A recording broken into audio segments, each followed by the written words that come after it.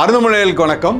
இன்றைய சட்டமன்ற நிகழ்வில் தமிழ்தாய் வாழ்த்திற்காக தனி தீர்மானம் ஏற்றப்பட்டது. அது பற்றியும் டீலிமிட்டேஷன் தொகுதி மறுசீரமைப்பு பற்றி அனைத்து கட்சி கூட்டத்திற்கு பதிலாக அனைத்து பாராளுமன்ற உறுப்பினர்களை அழைத்து பேசுவது பற்றியும் இன்றைய விவாதத்தில் அண்ணன் சுரேஷ் அவர்களிடம் கலந்து பேச இருக்கிறோம். வாருங்கள் நிகழ்ச்சிக்கு போவோம்.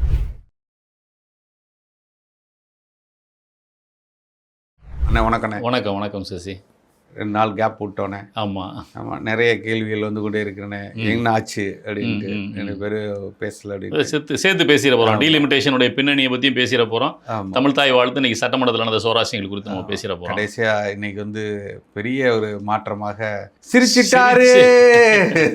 இப்படியே இருந்தார், இன்னைக்கு சிரிக்க வச்சுட்டாரு. சிரிச்சிட்டாருன்னு சொல்லக்கூடாது, சிரிக்க வச்சு.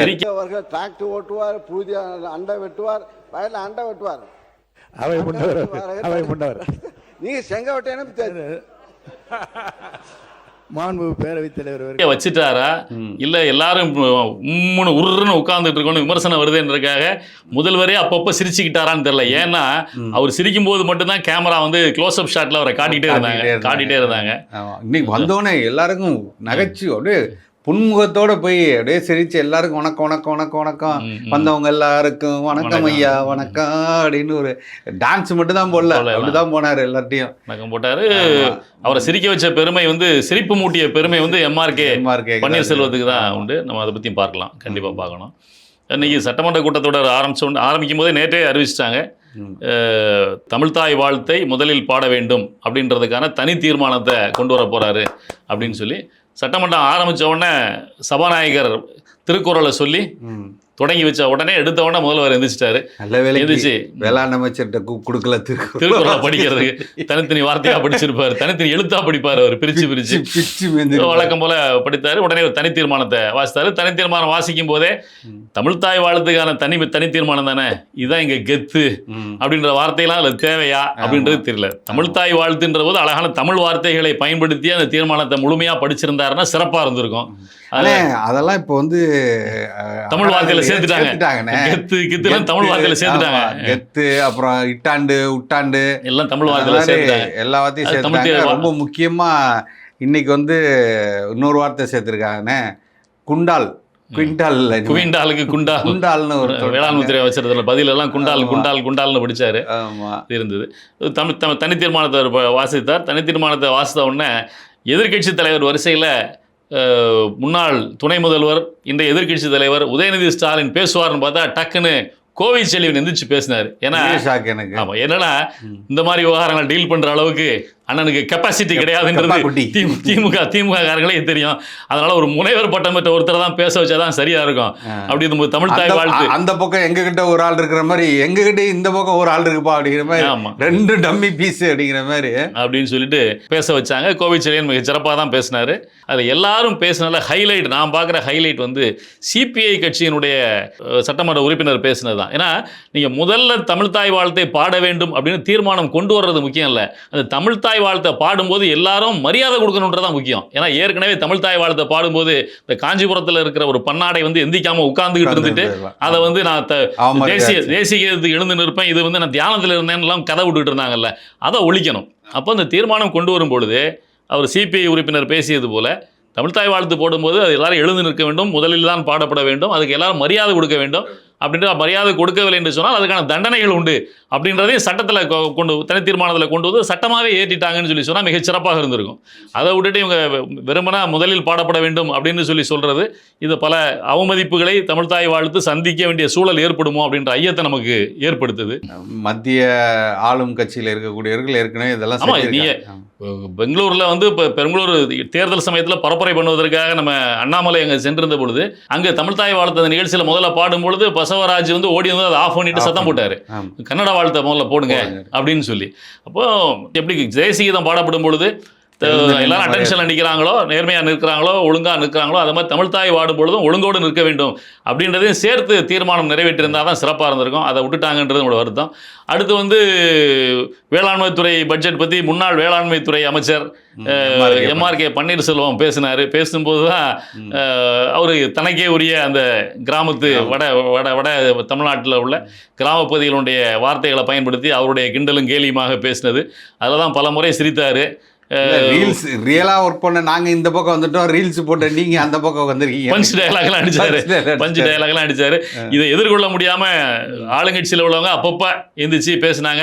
இவரு இந்து சமய அறநிலையத்துறை அமைச்சர் பேசும்போது சாமி அமைச்சர் நீங்க உட்காருங்கன்னு அவரை கமெண்ட் அடிச்சு அதுலதான் சிரிச்சாருன்னு நினைக்கிறேன். ஆமா ஆமா, சாமி அமைச்சர்ன்ட்டாரு. அடுத்து புஷி ஆனந்த பிஸி ஆனந்தன்ட்டாரு. ஆமா, நீங்க ரொம்ப பிஸியா இருக்கிறதுனாலதான் பிஸி ஆனந்தா இருக்கீங்க. ஆமா, அது மாதிரி நாங்க என்னென்ன செஞ்சோம், எங்க முதல்வர் என்னென்ன செஞ்சாரு அப்படின்னு சொல்லும்பொழுது நாங்கள் அந்த செஸ் ஒலிம்பியாட்டை நடத்தினோம், அந்த நிகழ்ச்சி நடத்தினோம், இங்கே நிகழ்ச்சி நடத்தினோம், அதில் அந்த வரிசையில் கார் ரேஸ் நடத்தினோம்ன்றதையும் சேர்த்து சொன்னார். ஆனால் அந்த கார் ரேஸை யாருக்கு நடத்துனீங்க அப்படின்றத எதிர்க்க ஆளுங்கட்சி வரிசையிலேருந்து யாரும் கேள்வி கேட்கறதுக்கு அவங்களுக்கு சமயோசிதமாக தோணலை அப்படின்றது தான். இந்த மாதிரி இன்னைக்கு உள்ள நிகழ்வுகள் இப்படி போயிடுச்சு. ஆனால் ஒன்னே இந்த நெல்லுக்கும் கரும்புக்கான கொள்முதல் விலையை ஓரளவு கூட்டியிருக்காங்க. அவங்க சொன்ன மாதிரி 3500 ரூபாய் 4500 ரூபாய். நெல்லுக்கான கொள்முதல் விலை குறைந்தபட்ச ஆதார விலை 3500, கரும்புக்கான ஆதார விலை 4500ன்னு கூட்டுவோன்னு சொன்னாங்க. அதை 4000 இது 2750 கொண்டு வந்திருக்காங்க. ஒரு விதத்தில் நம்மளே அதை பேசணும். விவசாய பட்ஜெட் போடும்போது அதை வந்து கொடுக்காம விட்டதை நம்ம சுட்டி காட்டியிருக்கோம். எல்லாருமே அதை பற்றி பேசினாங்க. அது இன்னைக்கு வந்து 110 தீர்மானத்தின் கீழே அதை படிச்சாரு. ஆமா, அது குறுக்குல டக்குன்னு உள்ள பூந்து 6 அடிப்பாங்கல்ல, சம்பந்தமே எல்லாம் வந்து ஒரு பாலை போடுறான் அப்படின்ட்டு ஒரு 6 அடிச்சுட்டு போயிட்டாரு. ஆனா அதுல எல்லாம் வந்து சபாநாயகர் நல்ல வேலை செய்யறாருன்னு தான் எனக்கு தோணுது. இதுல வந்து சபாநாயகர் ஒரு அடிச்சுட்டு போனாரு. கேப்ல கிடா வெட்டுறதுன்னு சொல்லுவாங்களா, அது மாதிரி வெட்டினாரு. திமுக ஒரு வெட்டினாரு.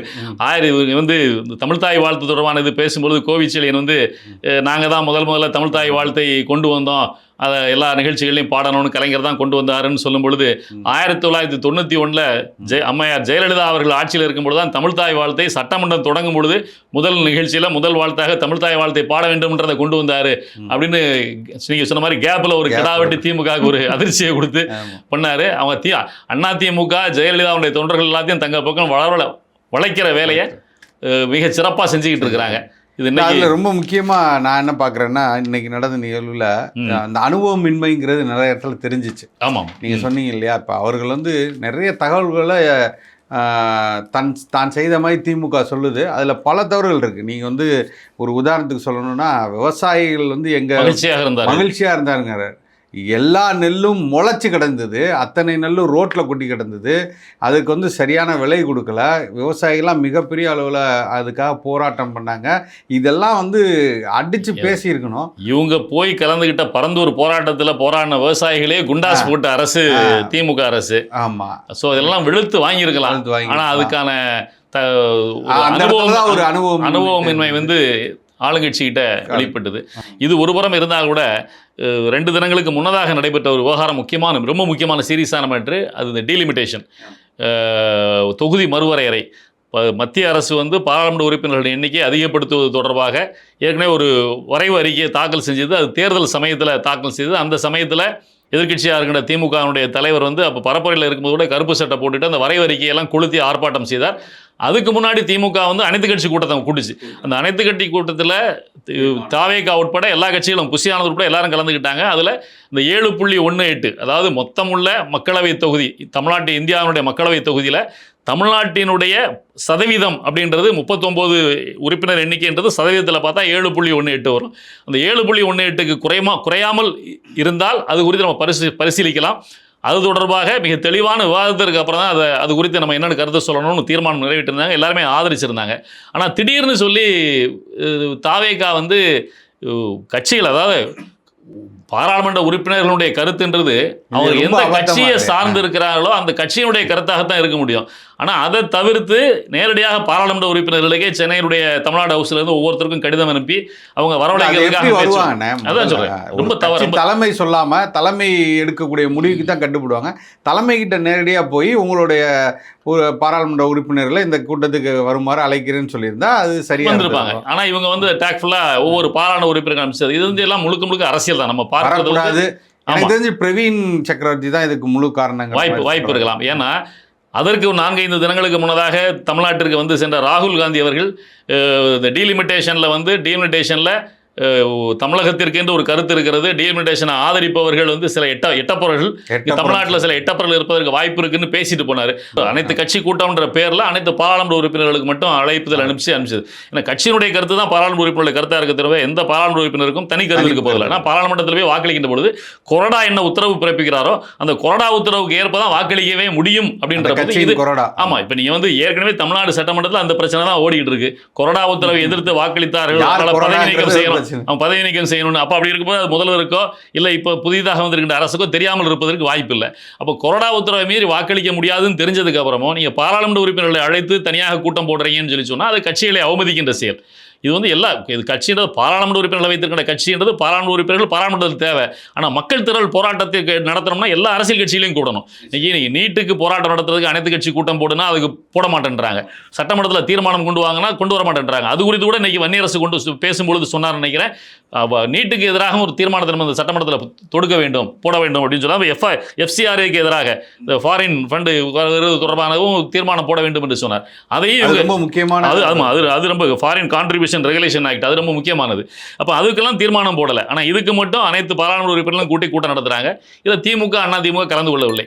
எனக்கு தெரிந்து என்னென்னா அவருடைய நோக்கம், தாவேகாவினுடைய நோக்கம் என்பது திமுகவை இதில் எக்ஸ்போஸ் பண்ணணும். திமுக பாஜகவினுடைய பக்கமாக செல்கிறது அப்படின்னு அவங்களை எக்ஸ்போஸ் செஞ்சு அவர்கள் பாஜகவை நெருங்குகிற சூழ்நிலை இருக்கிறாங்கன்னு சொல்லும் பொழுது சிறுபான்மையினுடைய வாக்குகளை தங்கள் பக்கம் கொண்டு வர முடியும். இது வந்து வருகின்ற தேர்தலுக்கோ இடைத்தேர்தலுக்கோ நன்மை பயக்கும். அதனால் திமுகவை எக்ஸ்போஸ் பண்ணணும். அவங்களுடைய ஸ்டாண்டு நம்முடைய ஸ்டாண்டில் இன்றைக்கி இல்லை. ஏன்னா இது வந்து இன்றைக்கி திமுகவினுடைய பெரும்பாலான வெற்றி அவங்க சிறுபான்மைகள் அதிகமாக இருக்கின்ற இஸ்லாமியர்கள் அதிகமாக இருக்கின்ற பகுதியில் உள்ள வெற்றின்றதுனால அதை பறிக்கிறதுக்கான ஒரு யுக்தியாக தான் இது நம்ம பார்க்குறோம். நம்ம அது இந்த இடத்துல அது வந்து செஞ்சிருக்க கூடாது, இதில் செஞ்சிருக்க கூடாது. எல்லாம் திமுக இருக்கும்போது என்ன அரசியல் செஞ்சதோ அது ஒரே குட்டையில் உரிய மட்டை திராவிட இயக்கங்கள்னு சொல்லும்போது இதுவும் ஒரு திராவிட இயக்கம், மற்றும் ஒரு திராவிட இயக்கம் அப்படின்ற அடிப்படையில் இவங்களும் அதே நிலைமையில தான் இருக்கிறாங்கன்றதான். இது நம்முடைய பார்வை என்ன அப்படின்னு சொல்லி சொன்னால், இப்போ 543 பாராளுமன்ற உறுப்பினர்கள் பாராளுமன்றத்தில் இருக்கிறாங்க. நீங்கள் நம்ம புள்ளி விவரங்கள் எடுத்து பார்த்தோம்னா 1951 முதல் தேர்தலில் நம்ம சந்திக்கும் பொழுது இந்தியாவினுடைய மக்கள் தொகை வந்து 36 கோடி 37 கோடின்னு சொல்கிறாங்க தோராயமாக. அப்போ 489 பாராளுமன்ற உறுப்பினர்கள் இருக்கிறாங்க. இப்போ 489 பாராளுமன்ற உறுப்பினர்களே 481 தான் வந்து பாராளுமன்ற உறுப்பினர்களுடைய எண்ணிக்கை. இதில் வந்து ஒவ்வொரு சில தொகுதிகளுக்கு இரட்டை உறுப்பினர்கள் இருப்பாங்க. அந்த அடிப்படையில் 489 பாராளுமன்ற உறுப்பினர்கள் எண்ணிக்கை இருந்திருக்குது. இது வந்து கிட்டத்தட்ட அதுக்கு அடுத்து 51ல் ஆமாம் 51ல் 37 கோடி இருக்கும்போது 37 அன்னைக்கு வந்து 140 கோடி வந்துருச்சு. அது அடுத்த விஷயம். நீங்கள் 61ல் வந்து 494 மாற்றப்படுகிறது. 1971ல் 518 பாராளுமன்ற உறுப்பினர்களாக மாற்றப்படுகிறார்கள். அப்போ வந்து மக்கள் தொகை வந்து 54.82 கோடி. 81ல் 542, 81ல் 91ல் தான் இந்த 543 அப்படின்றது எட்டப்படுகிறது. 91லிருந்து இன்னைக்கு வரைக்கும் இந்த டீலிமிட்டேஷன் நடக்கல. இதுக்காக ஸ்பெஷல் ஆக்ட் பாராளுமன்றத்தில் நிறைவேற்றப்பட்டு இதை ஒத்தி வச்சுட்டே கொண்டு வந்துகிட்டு இருந்தாங்க. என்ன காரணம்னு சொல்லி சொன்னால் பல மாநிலங்களில் மக்கள் தொகையை கட்டுப்படுத்த வேண்டும் அப்படின்ற அடிப்படையில் உங்களுக்கு தெரியும் அந்த காலத்துலலாம் நாமே இருவர் நமக்கு இருவர்னு சொன்னாங்க. அப்புறம் நாமே குழந்தை நமக்கேன் குழந்தைன்னு சொல்கிற சூழ்நிலை வரைக்கும் வந்துருச்சு. இதில் வந்து தென் மாநிலங்களில் கல்வி அறிவு பெற்ற மாநிலங்களில் இதை அதிகமாக இம்ப்ளிமெண்ட் பண்ணாங்க. அதனால் மக்கள் தொகையை வந்து அவங்க கட்டுப்படுத்தியிருந்தாங்க. வட மாநிலங்கள் இல்லை, அதனால் மக்கள் தொகை அதிகமாகுது. அப்போ இந்த டீலிமிட்டேஷன் படி கொண்டு வரும்பொழுது வட மாநிலங்களுக்கு அதிகமான பாராளுமன்ற உறுப்பினர்களும் தென் மாநிலங்களுக்கு மிக குறைவான பாராளுமன்ற உறுப்பினர்களும் வந்துருவாங்க. ஏன்னா மக்கள் தொகை ஒரு பாராளுமன்ற தொகுதியில் எவ்வளவு ஓட்டர்ஸ் இருக்கணும் அப்படின்றது இருக்குது. நீங்கள் 51ல் வரும்போது 3.7 லட்சம் ஓட்டர்ஸ் தான் ஒரு பாராளுமன்ற தொகுதியில் இருந்திருக்காங்க. இன்றைக்கி அது கிட்டத்தட்ட 13 லட்சத்துலேருந்து 15 லட்சம் வரைக்கும் மாறிடுச்சு. சில தொகுதிகளில் 18 லட்சம் வரைக்குமே இருக்குது. நீங்கள் சோழிங்கநல்லூர் தொகுதியெலாம் எடுத்துட்டிங்கன்னா சட்டமன்ற தொகுதிக்கு 7 லட்சம் வாக்காளர்கள் இருக்கிறாங்க. அப்போ இப்படி வரும்பொழுது அதை வந்து மக்கள் தொகை ஒரு 3.5 லட்சம் மக்கள் ஒரு பாராளுமன்ற உறுப்பினரை அணுகுவது எளிதாக இருந்திருக்கும். அப்போ 13 லட்சம் 14 லட்சம் மக்கள் ஒரு பாராளுமன்ற உறுப்பினரை அணுகுவது எளிதாக இருக்குமா அப்படின்ற ஒரு கேள்வியோடு தான் இந்த பாராளுமன்ற உறுப்பினர்களை அதிகப்படுத்தணும் அப்படின்னு கொண்டு வராங்க. மேலோட்டமாக பார்க்கும்பொழுது, நம்முடைய பார்வையில் மேலோட்டமாக பார்க்கின்ற பொழுது இது சரி அப்படின்னு தோணும். என்னுடைய பார்வை நான் சொல்கிறேன், சரின்னு தோணும். ஏன்னா மக்கள் தொகை அதிகமாகிடுச்சுல்ல, அப்போ தேவைதானே அப்படின்னு தோணும். ஆனால் நீங்கள் கொஞ்சம் ஆழ்ந்து யோசித்து பாருங்கள்.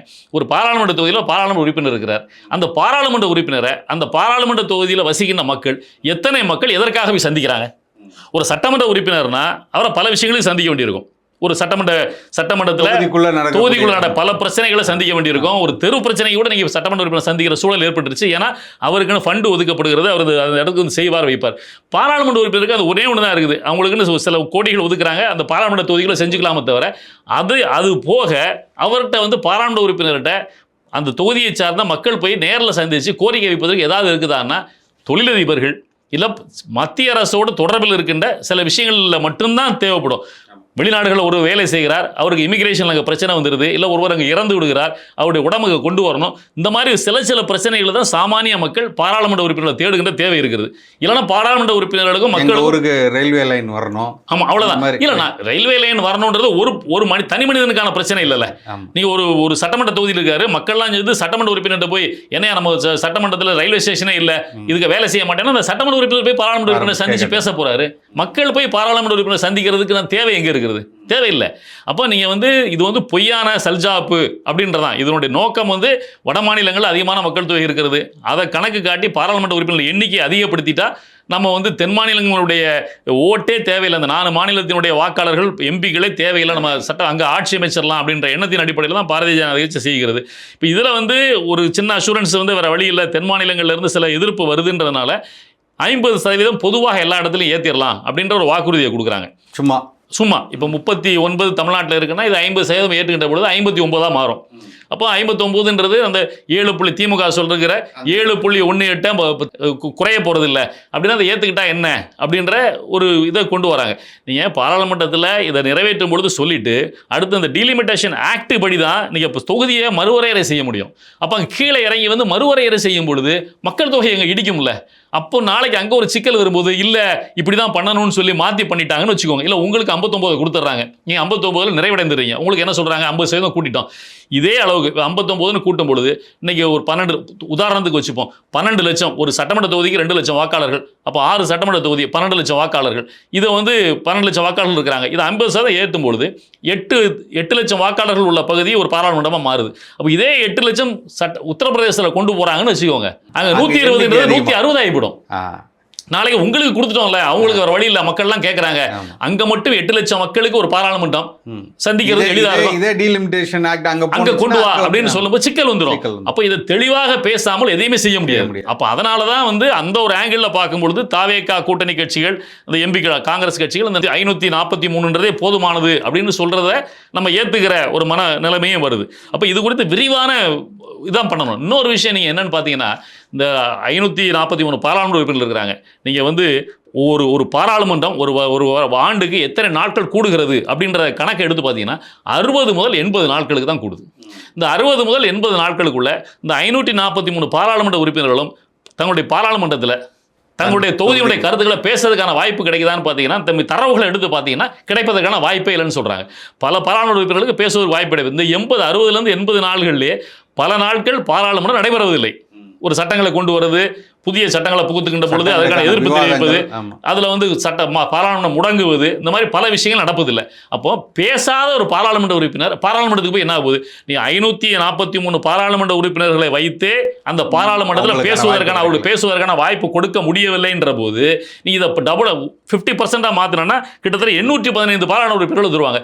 815 பேருக்கும் நீ வந்து ரெப்ரசென்ட் பண்ணுறதுக்கு பேசுவதற்கான வாய்ப்பு எப்படி கொடுக்க முடியும்? அவனுடைய பாராளுமன்றத்தை பாராளுமன்றத்தில் பேசணும், தொகுதியை பற்றி பேசணும்ல, அதுக்கான வாய்ப்புகள் எப்படி வழங்க முடியும்?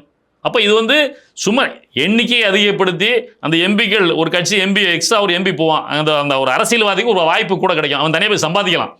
மக்களுடைய பிரச்சனைங்க பேசுறதுக்கு வாய்ப்பு இருக்கான்னு சொல்லி சொன்னால் எனக்கு தெரிஞ்சு இல்லை. அப்போ பேசாத ஒரு எம்பி போய் அங்கே பாராளுமன்றத்தில் உட்கார்ந்து என்ன பிரயோஜனம் இருக்குது? அப்போ இது இது வந்து தேவையற்றது அப்படின்றதான் என்னுடைய பார்வை. இன்னொன்று நீங்கள் பாருங்கள், நீங்கள் வந்து பாராளுமன்றம்ன்றது பாராளுமன்ற உறுப்பினரை தான் மக்கள் சந்தித்து எதையும் செய்யணும்னு அவசியம் இல்லை. அதுக்கு கீழே சட்டமன்றம் இருக்குது, சட்டமன்ற உறுப்பினர்கள் இருக்காங்க. சட்டமன்ற உறுப்பினர்களுக்கு கீழே கிராம பகுதிகளாக இருந்தார்கள் ஒன்றியம் இருக்குது, ஒன்றிய பெருந்தலைவர்கள் இருக்கிறாங்க, ஒன்றிய கவுன்சிலர் இருக்காங்க, மாவட்ட கவுன்சிலர் இருக்கிறாங்க, பஞ்சாயத்து தலைவர்கள் இருக்கிறாங்க, பஞ்சாயத்து மெம்பர்கள் இருக்காங்க. நகர்பகுதியில் இருந்தால் மாநகராட்சி மேயர் இருக்கிறாரு, மாநகர மன்ற உறுப்பினர்கள் இருக்கிறாங்க, நகராட்சி இருக்குது. இப்போ இவர்களுக்கெல்லாம் என்ன பவர்ஸு? நீங்கள் ஒன்றும் கிடையாது. நீ பஞ்சாயத்து ராஜ் சட்டம் கொண்டு வருகின்ற பொழுது கீழ் வரைக்கும் அதிகாரத்தை பரவலாக்குவதற்குன்னு அதை கொண்டு வந்தாங்க. ராஜீவ்காந்தி இருக்கும்போது நல்ல ஆக்ட் தான் அது. ஆனால் அதை சரியாக நம்ம இந்தியாவில் வந்து அதை இம்ப்ளிமெண்ட் பண்ணாமல் பாதியிலே நிற்கிறாங்க. நீங்கள் வந்து ஒரு ஒன்றும் கிடையாது. இப்போ சாதாரண இந்திய தமிழ்நாடு அரசு ஒரு நீட் தொடர்பான ஒரு பிரச்சனையை பற்றி சொல்லும் பொழுது அதற்கு எதிராக இந்திய அரசு கொண்டு வரும்பொழுது தமிழ்நாடு அரசு நீதிமன்றத்தை அணுகுனா எங்களுடைய பாலிசி மேட்டர் தமிழ்நாட்டில் அதை கொண்டு வரக்கூடாதுன்னு நம்ம நினைக்கிறோம் அப்படின்னு கொண்டு வந்து சொன்னால் அதை வந்து நீதிமன்றங்கள் கேட்பதில்லை. ஆனால் அதே சட்டமன்றம் வந்து ஒயின் ஷாப்பை கொண்டு வரணும்னு சொல்லி கொண்டு வருது இல்லை, அதில் வந்து மக்கள் வந்து இதுக்கு எதிராக எங்கள் ஊருக்கு வேண்டான்னு சொல்லி சொன்னால் அது பாலிசி மேட்டர்னு சொல்லி ஸ்டாப் பண்ணுறாங்க. நீங்கள் இந்த இது பஞ்சாயத்து ராஜ் சட்டத்தை கொண்டு வந்து கீழே வரைக்கும் அதிகாரத்தை பரவலாக்கிட்டீங்கன்னு வச்சுக்கோங்க. ஒரு பஞ்சாயத்தில் தீர்மானம் நிறைவேற்றி விட்டாலே அங்கே வந்து டாஸ்மார்க் வரக்கூடாதுன்னு சொல்லி தீர்மானம் நிறைவேற்றாலே அதுக்கு சட்ட அந்தஸ்து உண்டுன்னு அதில் சொல்கிறான். அப்போ நீ இதெல்லாம் செய்யணும். அப்போ அப்படி செய்யும் பொழுது மக்கள் வந்து பாராளுமன்ற உறுப்பினர் தேடி போகணுன்ற தேவை உங்களுக்கு ஏற்படாது.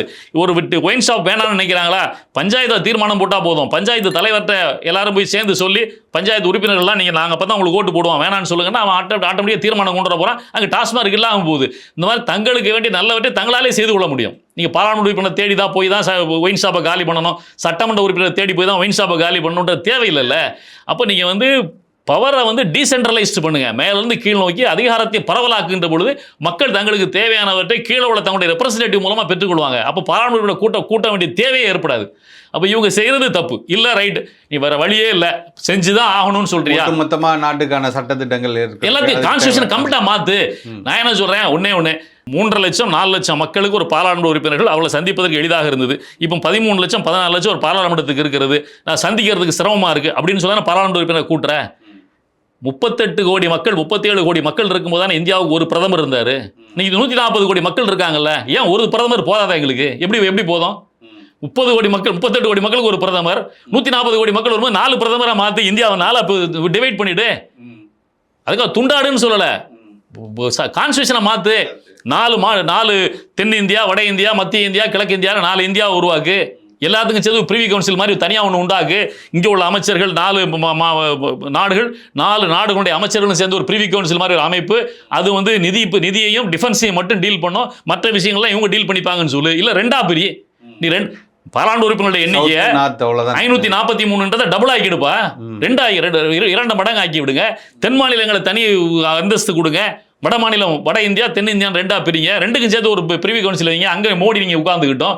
இங்கே உள்ள மக்கள் பிரச்சனைகள் எல்லா விஷயம் இல்லை, மோடியோ யாரோ இன்னைக்கு மோடி இருப்பதனால மோடியை பத்தி பேசுகிறோம். இங்கே தென்னிந்தியாவில் இருக்கின்ற ஒரு 5 மாநிலங்கள் இருக்குதா, 6 மாநிலங்கள் இருக்குதா, இந்த 6 மாநிலங்கள் பாராளுமன்ற உறுப்பினர்கள் 543 பேர் சேர்ந்து ஒரு பாராளுமன்றத்தை ஏற்படுத்தட்டும், அங்கே ஒரு பிரதமர் இருக்கட்டும். இதுக்கான எல்லா விஷயங்களையும் இவங்க தீர்மானிச்சு கொள்ளட்டும்.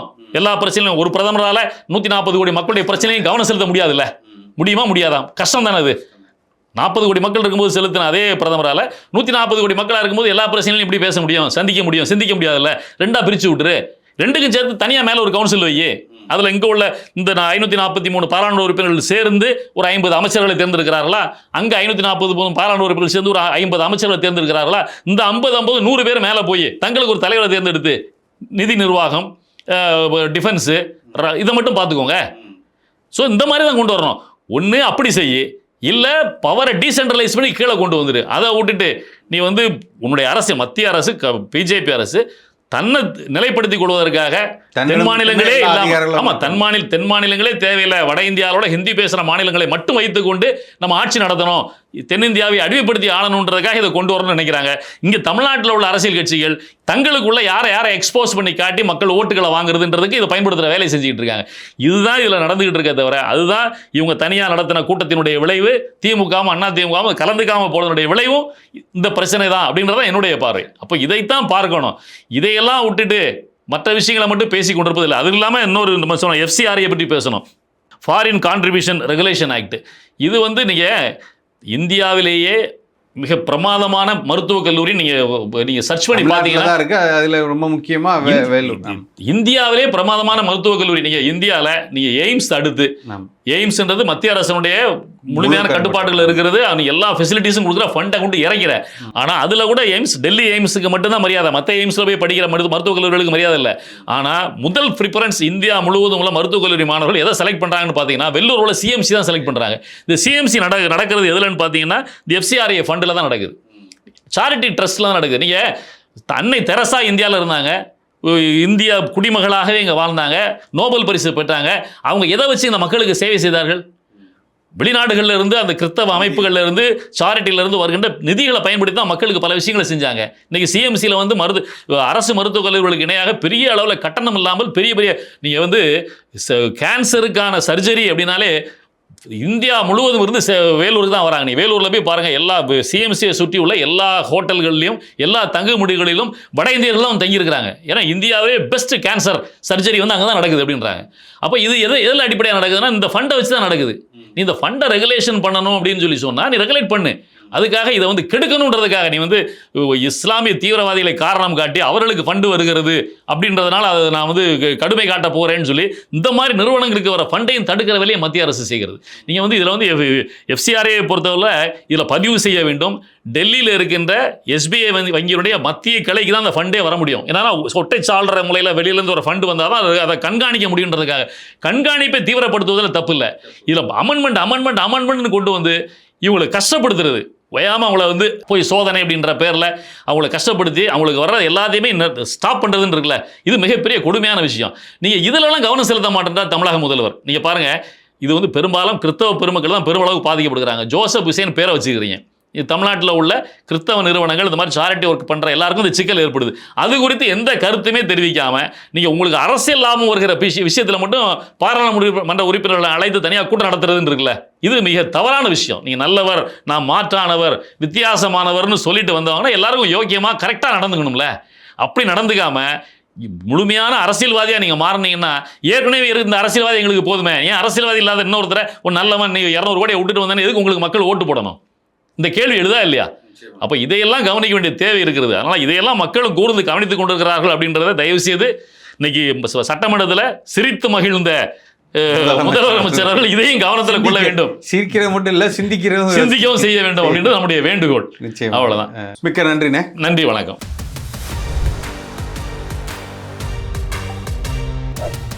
அருந்தமிழ் எங்கள் உயிருக்கு நேர்.